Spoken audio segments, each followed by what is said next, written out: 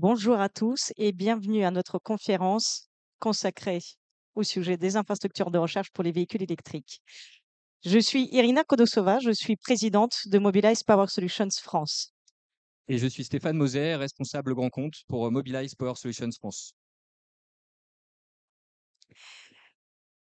Alors, le sujet qui nous intéresse aujourd'hui, c'est bien sûr donc les infrastructures de recharge pour les véhicules électriques. Le marché de mobilité électrique se développe vite, s'accélère.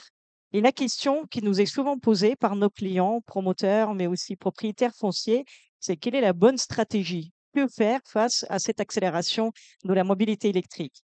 Et donc, on va partager aujourd'hui avec vous notre vision, nos retours d'expérience, des stratégies possibles et surtout des actions qui peuvent être déclinées selon aussi la typologie d'actifs.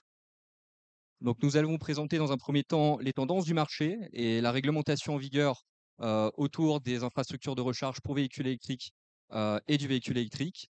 Nous présenterons aussi les différentes stratégies d'investissement. Est-ce que c'est le propriétaire qui doit investir? Est-ce que c'est le locataire ou est-ce qu'il faut faire appel à un tiers investisseur? Et enfin, nous présenterons aussi les différentes stratégies selon la typologie d'actifs. Est-ce qu'on est en présence de bâtiments tertiaires, industriels ou dans le logement?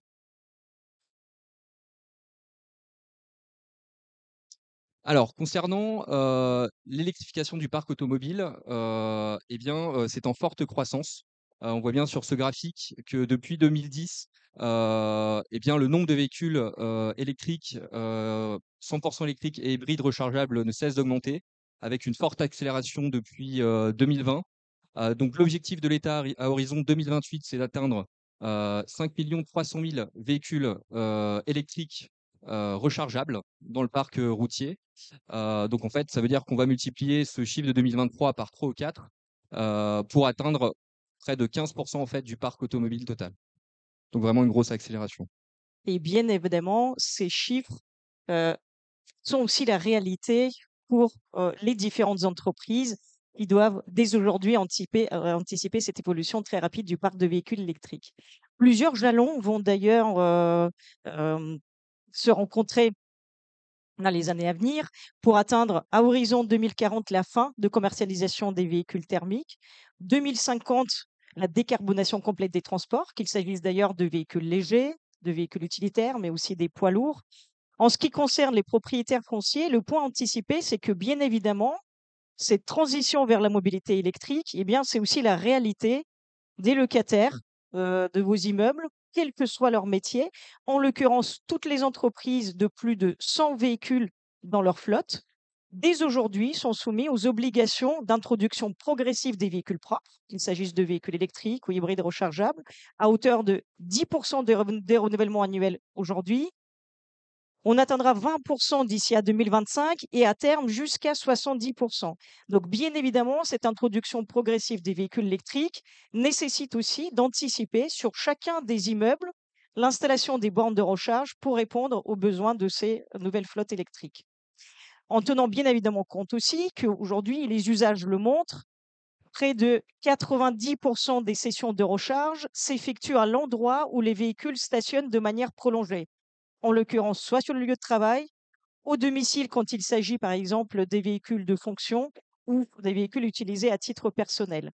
Donc là encore une fois, l'employeur a un rôle à jouer pour mettre à disposition de ses collaborateurs une solution de recharge, mais bien évidemment, les propriétaires des bâtiments, quels qu'ils soient, encore une fois, tertiaires, résidentiels ou industriels, ont aussi un rôle à jouer. Et donc, quelle est la stratégie pour répondre à ces obligations?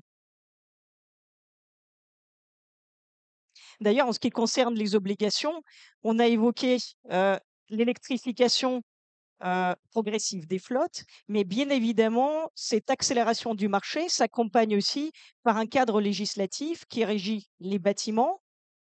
D'ici à 2025, tous les bâtiments existants, non résidentiels et mixtes, doivent être équipés à hauteur d'au moins 5% de leur place de stationnement en borne de recharge. Une place de recharge accessible aux personnes à mobilité réduite doit également être accessible en borne de recharge. Donc ces points-là sont importants à anticiper. 5% des places à équiper, c'est un minimum réglementaire. Se pose ensuite la question, quels sont les besoins réels? puisque là encore, on constate que certaines entreprises aujourd'hui sont en avance de phase et électrifient plus rapidement leur flotte. Alors ensuite, si on parle des stratégies, pour les propriétaires, la première serait de se dire, l'investissement. Est-ce qu'on peut investir directement dans ces infrastructures de recharge? Alors oui, c'est tout à fait possible. Ça permet, à l'investisseur, d'être le et au propriétaire d'être le seul décideur, de maîtriser, ses déploiements, ses installations et d'être autonome dans la gestion de ces déploiements. Ça lui permet également de définir des standards, de déploiement, par rapport à ses actifs, à ses typologies de locataires, par exemple, et de déployer derrière, plus facilement et de réaliser des économies d'échelle. Ça permet aussi, de se rémunérer, sur la recharge, ou d'augmenter, par exemple, ses loyers et aussi, d'augmenter l'attractivité et la plus-value, de son parc foncier. Les freins, par rapport à cette, stratégie, c'est, par exemple, de faire face à des locataires qui ont des besoins métiers, et qui vont nécessiter, des besoins spécifiques en termes de puissance dans les bâtiments, d'équipements également qui peuvent être spécifiques, à certains véhicules, notamment les poids lourds. Et puis le deuxième frein, c'est également que, le propriétaire doit supporter 100 des coûts liés à ces installations. Alors bien sûr, il pourra bénéficier sur certaines applications, heu, de primes à devenir, comme pour les professionnels de l'automobile, les loueurs, bien que ces primes maintenant, sont quand même, moins importantes qu'avant ou, sont présentes pour moins d'applications. Voilà, en tout cas, le coût sera supporté complètement par le propriétaire. D'ailleurs, un exemple qui peut illustrer effectivement ces propos de stratégie où le propriétaire de l'actif investit directement, c'est souvent le cas que l'on rencontre lorsqu'on accompagne certains de nos clients, par exemple sur les parcs d'activités ou sur des immeubles multi-occupants, multilocataires, où un investissement de la part du propriétaire de l'actif peut avoir tout son sens, puisqu'il va tenir compte de manière mutualisée des besoins des différents utilisateurs pour leur mettre à disposition une ou plusieurs stations de recharge, adaptées. Bien évidemment, ce service n'est pas un service gratuit, comme le disait Stéphane. Ça peut donner lieu après à une facturation à l'utilisation ou selon les forfaits, adaptés aux besoins des différents locataires, mais aussi des visiteurs, voire sur certains parkings qui seraient accessibles au public, la recharge accessible à tous. Donc ensuite, la deuxième stratégie, le locataire qui investit, dans les infrastructures.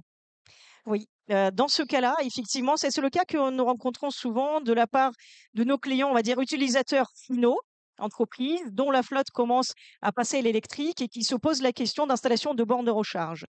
Eh bien, dans certains cas, effectivement, le propriétaire du site peut tout simplement laisser l'initiative d'installation de bornes de recharge à son locataire, puisque l'obligation d'équiper le bâtiment intervient seulement à partir de 2025 et que dans tous les cas, ces projets doivent se gérer en concertation entre le propriétaire et le locataire. Les avantages, alors pour le propriétaire foncier, bien sûr, c'est de s'affranchir de la charge liée à l'investissement initial, de son exploitation également, de la gestion du projet. Donc tout ça est géré par le locataire. Il va dimensionner l'installation de recharge en termes de quantité de bornes, de leur puissance, du moment auquel les bornes seront installées en fonction de ses propres besoins. Bien évidemment, en parallèle, l'actif se trouve aussi valorisé, hein, parce que les bornes de recharge sont installées. Se posera bien évidemment la question à la fin, éventuellement, du bail, que deviennent ces bornes? Est-ce que le locataire part avec? Est-ce qu'il les laisse? L'inconvénient, bien évidemment, dans cette approche-là, c'est que le propriétaire qui posséderait plusieurs actifs peut se retrouver, selon les actifs, avec des solutions techniques extrêmement hétérogènes sans pouvoir forcément les gérer dans le temps. Voilà, donc c'est les stratégies sur lesquelles il y a bien sûr les avantages, heu, pour le locataire, pour le propriétaire, mais tout doit être pesé plutôt en fonction de l'ambition et de la stratégie que chaque acteur souhaite avoir. Un exemple peut-être?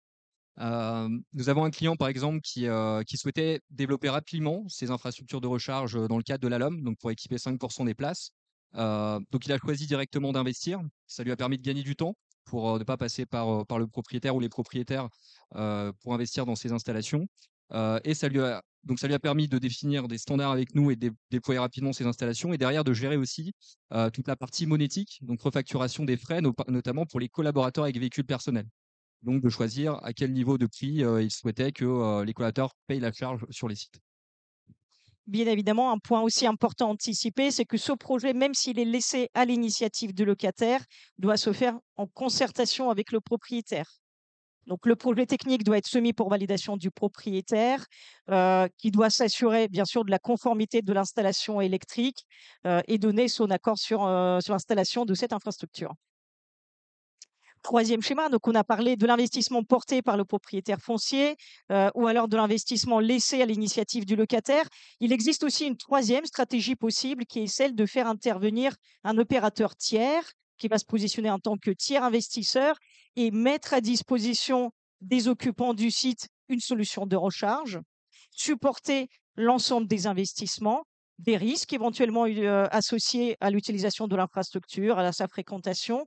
Euh, L'avantage de ce schéma pour le propriétaire foncier, c'est, à travers cette intervention, d'être en conformité par rapport aux minima réglementaires et notamment le taux d'équipement des parkings. Ne pas avoir assumé un CAPEX ou en tout cas voilà, les investissements ou les coûts d'exploitation, c'est une solution qui peut être simple. Pour autant, c'est une solution sur laquelle il faut accepter ne pas forcément maîtriser tous les choix techniques. Voilà, est-ce que la solution qui sera déployée par l'opérateur répondra aux attentes du locataire et à son activité? Donc, à voir dans quel cas les deux peuvent éventuellement se rapprocher. Ce sont aussi des engagements dans la durée plus longs, hein. Généralement, ce type de montage se met en place sur des durées de l'ordre de 7 à 8 ans. Euh, Se pose aussi également la question de la gestion de l'actif dans son ensemble. Voilà. Encore une fois, parmi ces 3 stratégies, investissement, liberté laissée au locataire ou le tiers investissement, la question avant tout à se poser, c'est quelle est votre stratégie? Comment vous avez pour habitude de gérer les actifs, leur mise à niveau et surtout quels sont les nouveaux services que vous souhaitez intégrer et mettre à disposition de vos occupants, de vos locataires? Alors, un exemple aussi par rapport à ces stratégies, donc un de nos clients grands comptes qui avait un fort taux de renouvellement sur 2024 et 2025. Donc, par rapport à la LOM, beaucoup de véhicules électriques, 100% électriques à intégrer, mais avec des parkings qui n'étaient pas très grands. Donc, on a dû intégrer, définir un standard avec des nouveaux points de livraison Enedis, donc amener de la puissance sur les sites et des bornes de recharge rapide. Le coût de cet investissement était important, donc il a choisi cette stratégie de tiers investissement avec Mobilize pour ne pas avoir de CAPEX et que Mobilize se rémunère directement sur la recharge qui sont faites par les véhicules de la flotte.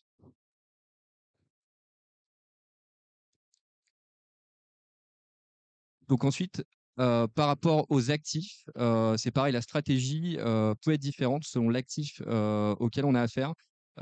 Pour démarrer, les actifs tertiaires. Alors, sur les actifs tertiaires,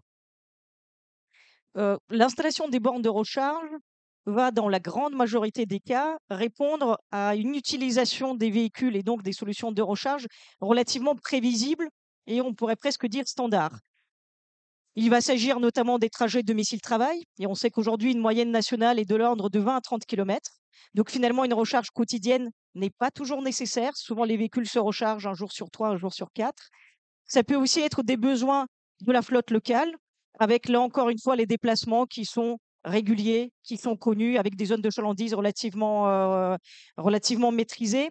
Et bien, dans ce cas-là, effectivement, le fait de mettre à disposition des locataires une infrastructure de recharge standard, répondant plutôt aux standards du groupe, peut être une bonne option puisqu'elle permet à la fois de respecter les minima réglementaires en termes du taux d'équipement des parkings, mais également d'offrir une solution de recharge suffisante et satisfaisante. Un point très important à anticiper, c'est les évolutions futures des besoins. Aujourd'hui, on parle effectivement de 5% des places de parking à équiper. La question à se poser aussi, et c'est là, même si c'est le propriétaire foncier qui porte l'investissement, les locataires doivent être consultés, interrogés. C'est important de tenir compte de leurs besoins. Quelle est leur flotte électrique aujourd'hui? Quelles sont les prévisions d'évolution de ces flottes dans les années à venir? De manière à ce que les premières bornes qui sont installées sur site puissent aussi, dans l'architecture électrique, intégrer les prééquipements pour faciliter les extensions futures. Ça, c'est un point qui est extrêmement important. Ensuite, la stratégie dans les actifs résidentiels. Alors, sur les actifs résidentiels, donc là, on est sur des immeubles de logement. Je le disais tout à l'heure, les usages montrent que dans 90 voire 95% des cas, la recharge se fait sur le lieu de stationnement principal. En l'occurrence, effectivement, certains véhicules vont se recharger au domicile.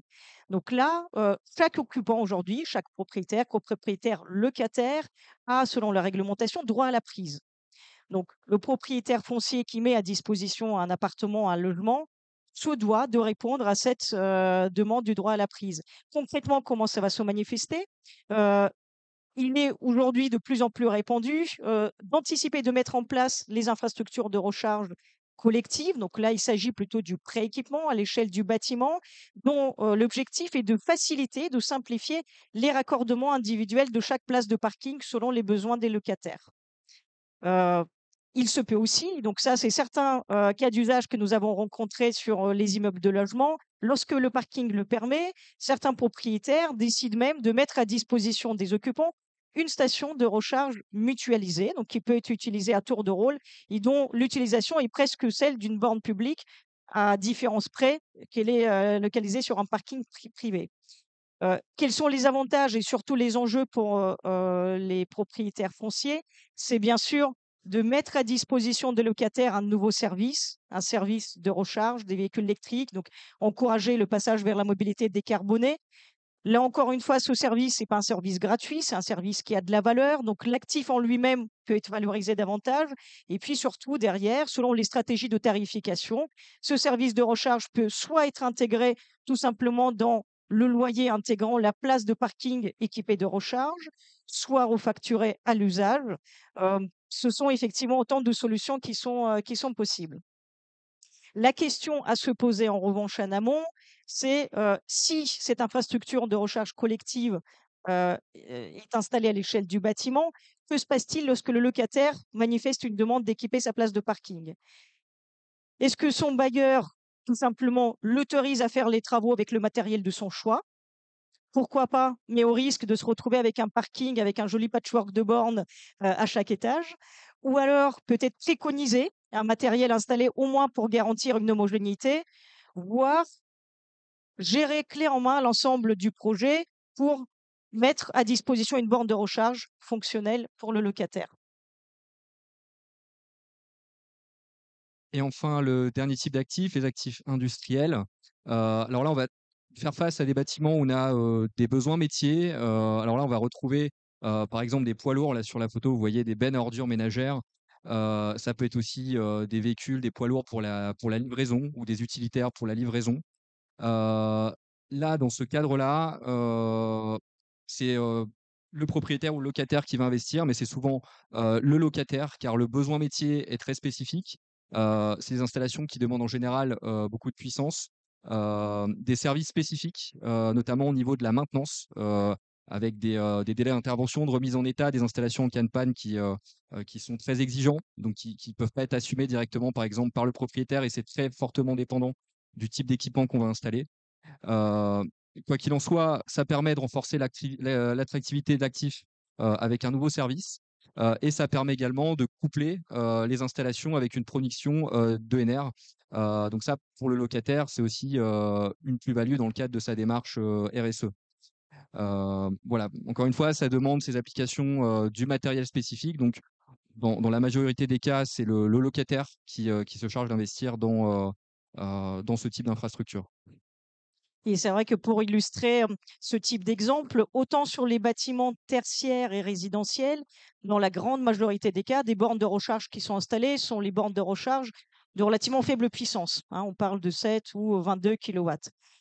Dans le cadre des besoins métiers et comme, effectivement l'exemple ici avec des poids lourds, mais ça peut être aussi le cas avec des véhicules utilitaires, eh bien l'utilisation, l'activité opérationnelle du site peut nécessiter des recharges à très forte puissance.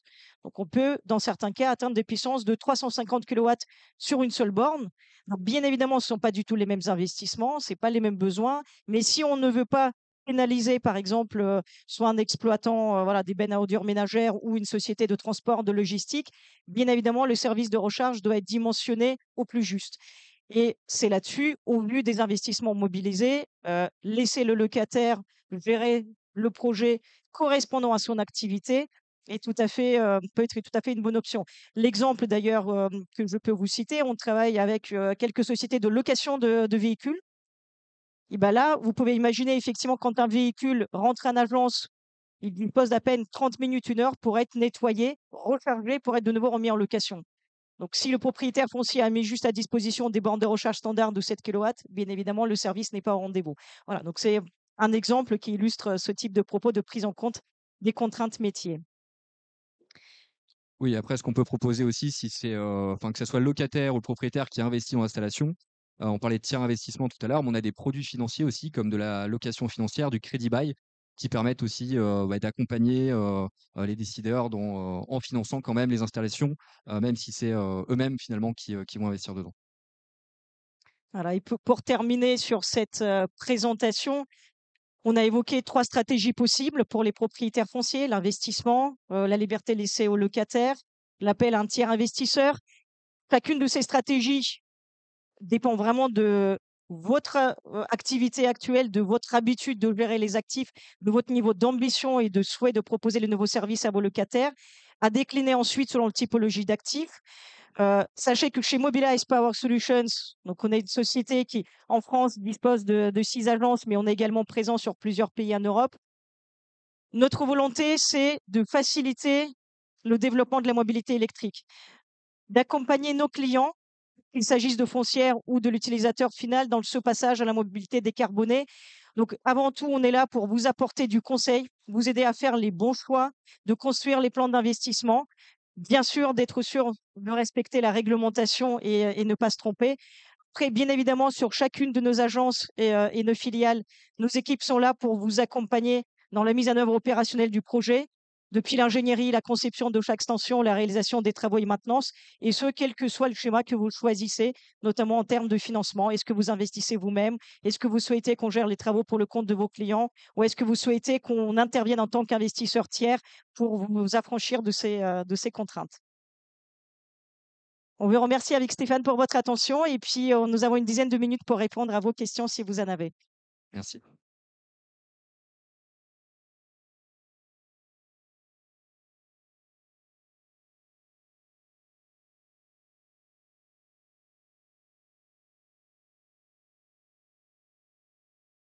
Oui, bonjour. Est-ce que vous pourriez préciser la réglementation d'installation des bornes sur les bâtiments tertiaires, notamment dans les parkings souterrains? Vous voulez parler par exemple de réglementations spécifiques liées aux Oui, bah, ERP, aux IGH? et surtout de pouvoir installer des bornes à un certain niveau de parking, Oui, tout à fait, parce qu'aujourd'hui, effectivement. il y a un doute là-dessus. Effectivement, en fait, dans les bâtiments, alors déjà, il faut regarder la classification du parking. Est-ce qu'on est dans un ERT ou un ERP? On peut aussi avoir des réglementations spécifiques pour tout ce qui est bâtiment IGH, les immeubles grande hauteur.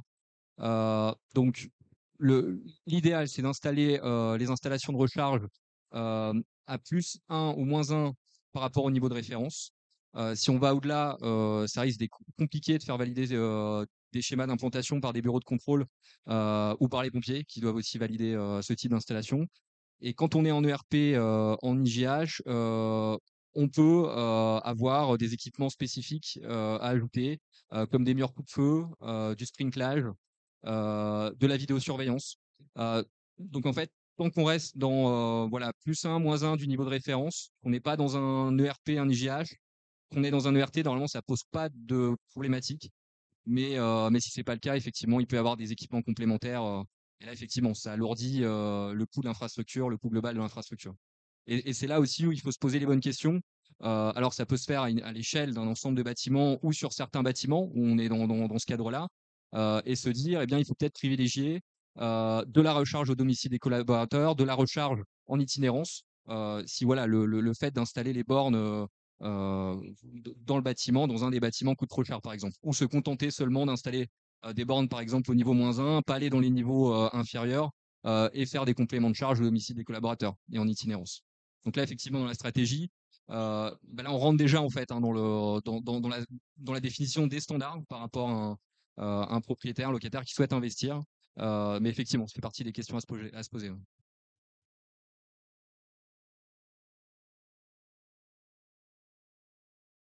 Est-ce qu'il y a d'autres questions?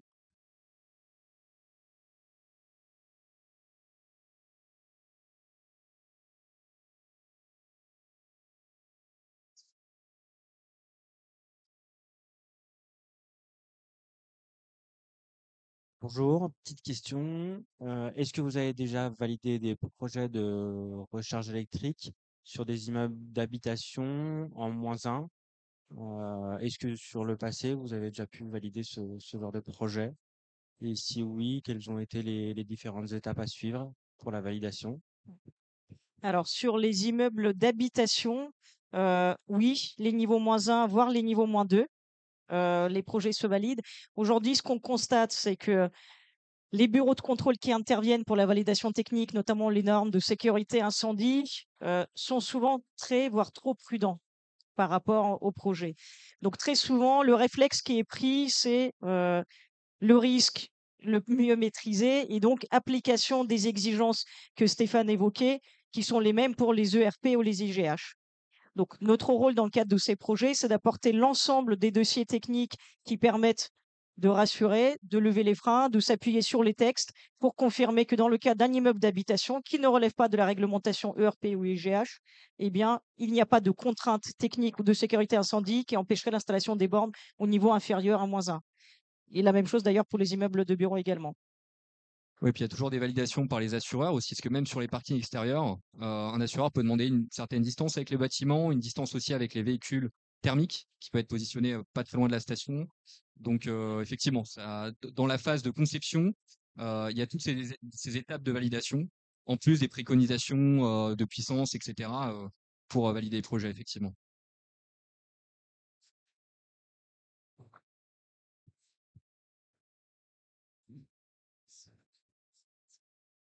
Bonjour. J'ai une question dans le cas où vous êtes tiers investisseur.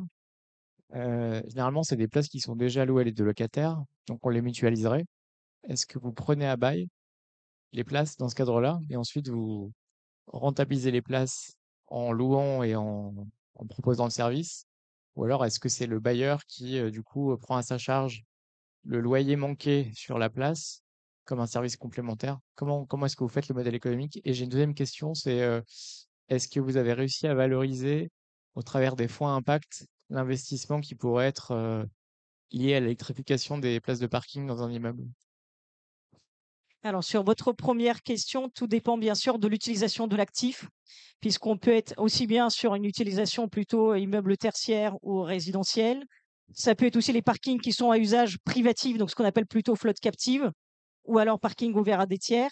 Donc, c'est selon ces configurations-là où le bail sera défini pour estimer déjà le besoin en quantité presque d'énergie délivrée. Euh, en fonction de ça, dimensionner la station de recharge et définir les conditions financières selon lesquelles la recharge se fera. Différentes options associées à ça, ça peut être soit une utilisation au forfait, soit vraiment un paiement au kilowattheure à l'usage. Mais dans ce cadre-là, vous prenez pas à bail les places.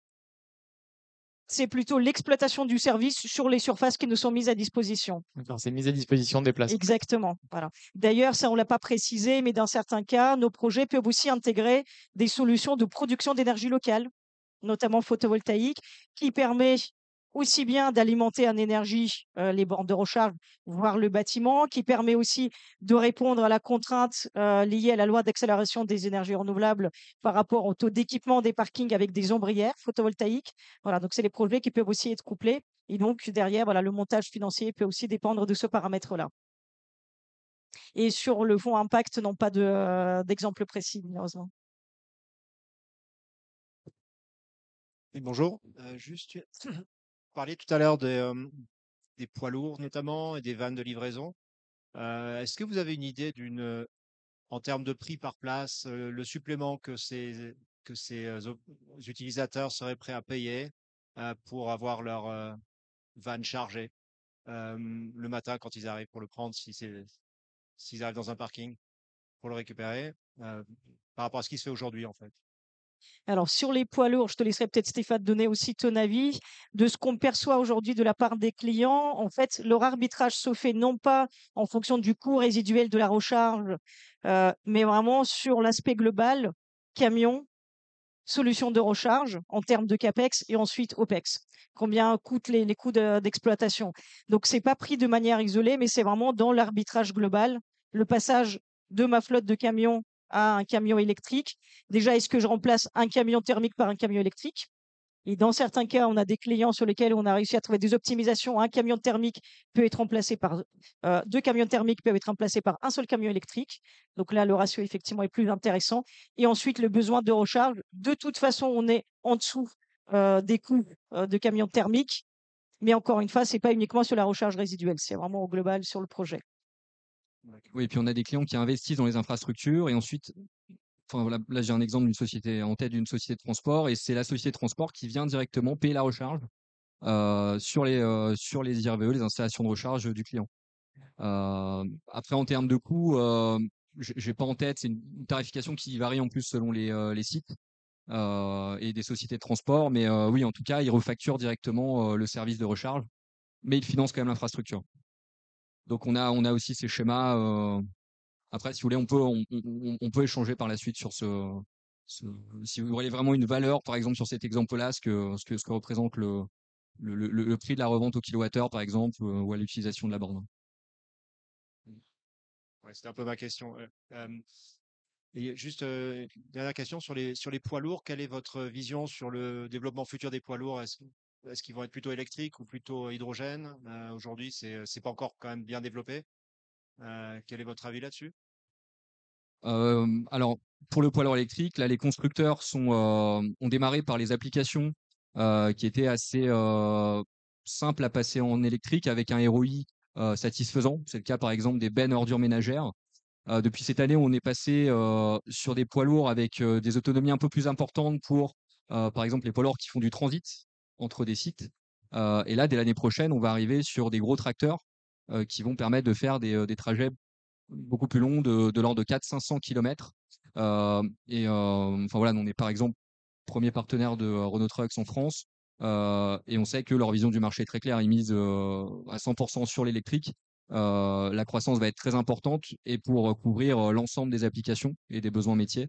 Et c'est en très forte croissance chez l'ensemble des constructeurs de poids lourds. Ouais. Et ce qu'on observe aussi, alors c'est une tendance relativement récente depuis l'année dernière, mais qui s'accélère, c'est avec le passage progressif aux flottes de camions électriques, euh, les exploitants de transport, les logisticiens s'équipent en premier lieu au dépôt, donc vraiment dans leurs entrepôts sur les agences, en attendant, d'ici 2028, voire 2030, le développement des corridors de recharge électrique en itinérance, plutôt sur le réseau autoroutier.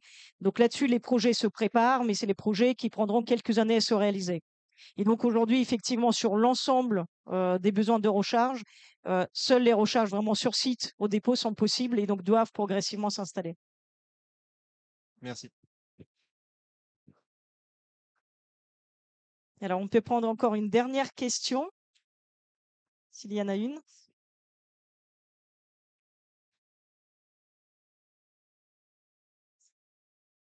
Une question? Non. Oui, bonjour. Est-ce que vous avez une expérience sur les bailleurs sociaux ou sur les foncières résidentielles qui ont des locataires et justement sur l'arbitrage à qui appartient la borne? Et est-ce qu'ils font plutôt appel à un tiers investisseur ou est-ce qu'ils le prennent directement eux en tant qu'investisseurs? Alors, c'est vrai que par rapport aux bailleurs sociaux, oui, nous avons des exemples. La première question, et d'ailleurs, il s'est posé assez rapidement, c'est de dire est-ce que sur ce type d'actif, le véhicule électrique va se développer de la même manière que ce qu'on pressent sur d'autres typologies d'actifs. Donc là-dessus, on a mené plusieurs analyses aussi pour prédire la rapidité avec laquelle les véhicules électriques vont arriver sur ce type d'utilisateurs. Aujourd'hui, l'analyse, c'est que c'est notamment avec le développement du marché d'occasion où effectivement les véhicules électriques vont arriver dans ces actifs. Et pour l'instant, les clients que nous avons accompagnés étaient plutôt dans la stratégie de porter cet investissement, euh, l'anticiper, le penser, trouver des pistes pour mutualiser l'usage, mais permettre quand même l'accessibilité à l'électrique.